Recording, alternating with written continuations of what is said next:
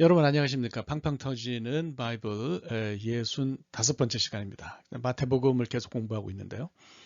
오늘은 좀 18장에서 19장으로 점프업을 해가지고 마태복음 19장 16절부터 30절까지 말씀, 이 말씀을 여러분과 함께 생각해 보도록 하겠습니다. 그래서 영생이 주제인데요. 영생을 어떻게 얻을 수 있냐? 우리가 영생을 얻을 수 있는 길이 뭐냐? 이것을 이제 예수님과 한 유대교 신자의 대화를 통해서 같이 이제 생각을 해보도록 그렇게 하겠습니다. 자, 좀 본문으로 들어가 볼까요? 가장 이제 그 중요한 것, 그러니까 우리가 공관복음서 있잖아요. 공관복음서라고 하는 것은 시납시스, 그러니까 요한복음을 제외한 마태, 마가, 누가복음을 이야기하는데요. 그 마가복음을 그 원래 자료로 해가지고 마태가 자기 개인 자료를 집어넣어서 쓰고 또 누가가 자기 개인 자료를 집어넣어 썼기 때문에 이 세 복음서는 굉장히 그러니까 사건 배열도 비슷하고 순서도 비슷해요. 그래서 이거 같이 봐야 되죠. 그래서 이제 마가복음 10장과 누가복음 18장에 이 사건의 병행 구절이 있어요. 그래서 우리가 조금 이야기를 진행하기 전에 차이점을 생각을 해보도록 하겠습니다. 우선 어떤 사람이 예수님 만났냐, 영생에 관해서 질문한 사람이 누구냐, 이걸 이제 우리가 먼저 생각을 좀 해볼 필요가 있는 거죠. 그래서 이제 말씀을 드리면 그 마태복음, 그래서 마태복음이죠. 마태복음은 어떤 사람이라고 그렇게 얘기해요.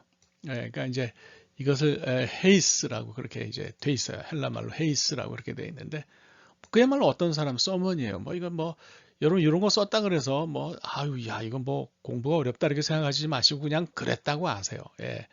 마가복음에도요 똑같은 표현을 썼어요. 사실 마가복음에도 헤이스라고 하는 이런 표현을 썼거든요. 그러니까 뭐 이거는 아마도 마태가 마가를 그대로 옮긴 게 아니냐. 뭐 번역은 뭐 어떤 사람 뭐 한 사람 뭐 이렇게 했는데 이거 뭐 같은 거라고 봐야 되겠죠. 예, 그래서 someone, amen 뭐 이건 다.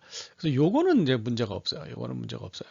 예, 요거는 문제가 없는데 문제가 있다 그러면 사실 이제 다른 쪽에 문제가 있는 거죠. 누가복음에 문제가 있어요. 누가복음에 보면 어떤 관리라고 표현했어요. 이거를 헬라 말로는 아르혼이라고 이렇게 썼는데요.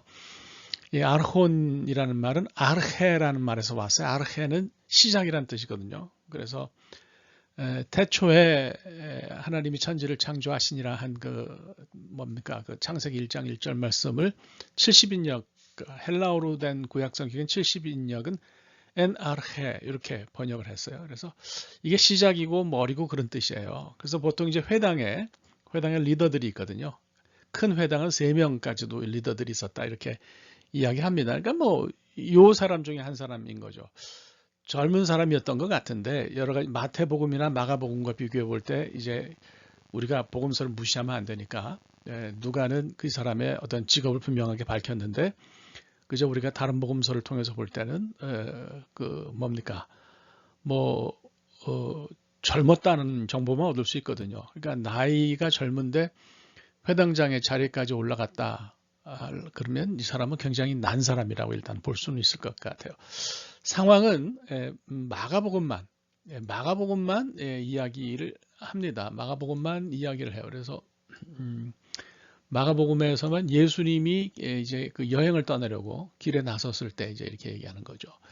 그러니까 뭐 어떤 사람이 랍비라고 생각하는 예수님에게 와서 질문한 건 얼마든지 가능했겠다 이렇게 생각합니다.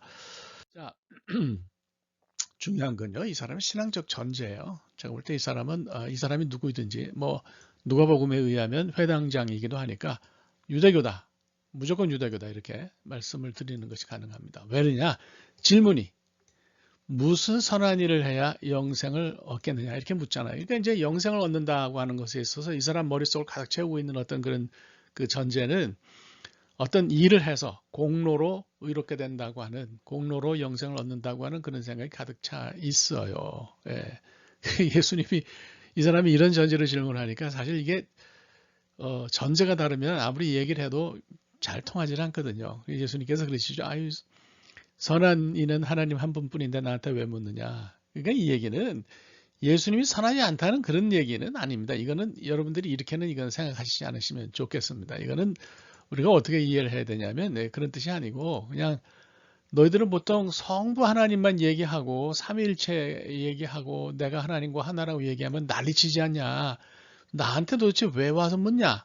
예? 뭐 너희들이 그 신앙하는 하나님, 너희들 믿는 그 성부 하나님에게 그냥 물으면 될 것인데 나에게서 와서 묻는 거는 나를 인정하는 거냐 뭐냐 이제 예수님께서 좀 이렇게 얘기하신 거라고 봐야 됩니다. 그래서 이것을 다른 뜻으로는 여러분들이 이해하지 마시기를 부탁을 드립니다. 자, 그래서 이제 예수님과 이제 이 사람이 얘기를 해요. 여러 가지 얘기를 하는데요. 이 사람의 얘기는 이제 계명을 다 지키면서 살았다는 거죠. 이것도 쉬운 건 아니에요. 굉장히 훌륭하죠. 십계명을 다 지키면서 사는 거.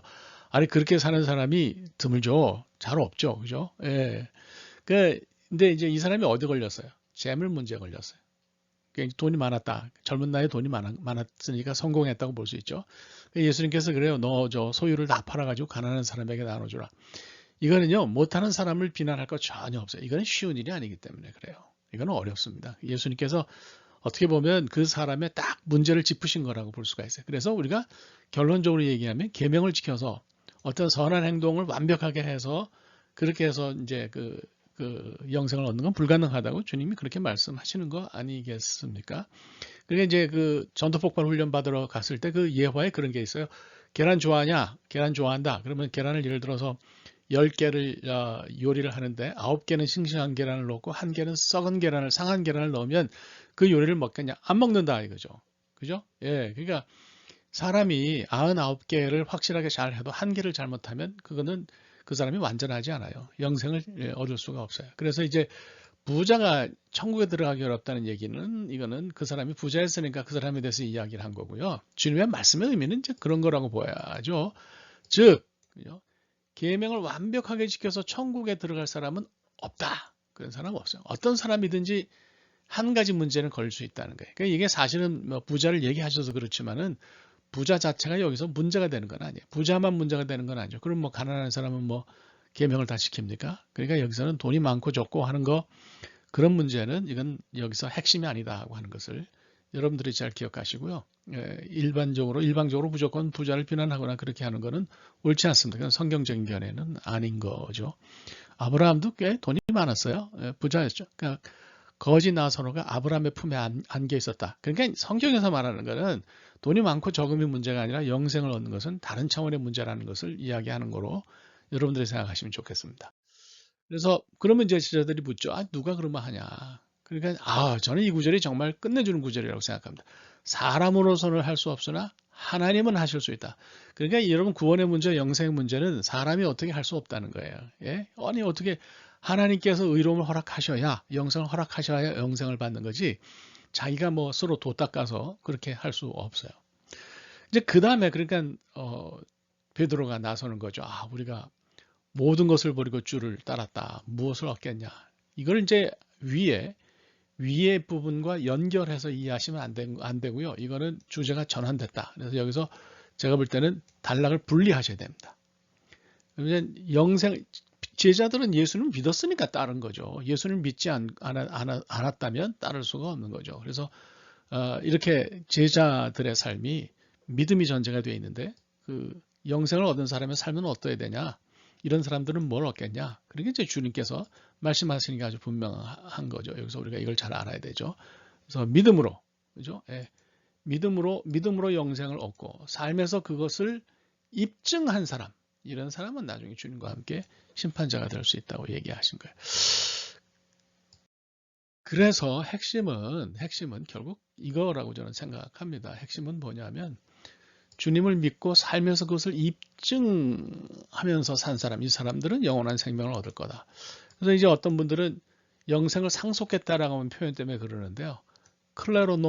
클레로노메오라고 하는 이 동사는 할당된 몫을 받는 거예요. 그러니까 우리가 상속이라고 생각하면은 오해가 좀 생길 수 있는데, 물론 단어 자체는 그 inherit 상속하다라는 뜻도 있지만 이거는 그 믿음이 있는 사람은 그 믿는 사람이 받을 수 있는 그 영생을 받는다라고 하는 뜻으로 이해하시는 게 좋겠어요. 그래서 이래 무슨 순서가 있겠습니까? 저는 순서가 없는 게 당연하다고 보고요. 교회를 오랫동안 다녔다고 해서 그것이 곧 구원받았다라고 말할 수 있는 것은 아니다. 그건 서로 다른 문제라고 그렇게 생각합니다. 그러니까 얼마나 뭐 교회를 오래 다녔냐가 구원의 관건이 아니고, 그러면 그 도 닦는 거잖아요. 그건 아니고, 말씀드리자면 구원받는 것은 믿음이 전제다 이렇게 생각하시면 될 것 같습니다. 자, 정리할까요? 정리를 분명히 할 수 있죠. 정리를 해야 되고요. 영생은 믿음으로 받는 것이지 뭐 다른 것으로 받는 게 아니죠. 또 영생 얻었다. 그리고서 이제 난 구원받았으니까 깽판 치면 살아야지. 이런 사람은 가짜예요. 그런 사람은 구원받은 게 아니죠. 구원받은 사람은 구원받은 사람답게 행동으로 그 야고보 선생님이 얘기했듯이 행함이 없는 믿음은 죽은 믿음이라 그랬잖아요. 그러니까 그런 믿음을 가지고 있으면 그것을 분명하게 이렇게 입증해야 된다 이렇게 생각합니다. 예, 오늘 여기까지 하면 될 것 같아요. 다음 시간에 뵙도록 하겠습니다. 감사합니다.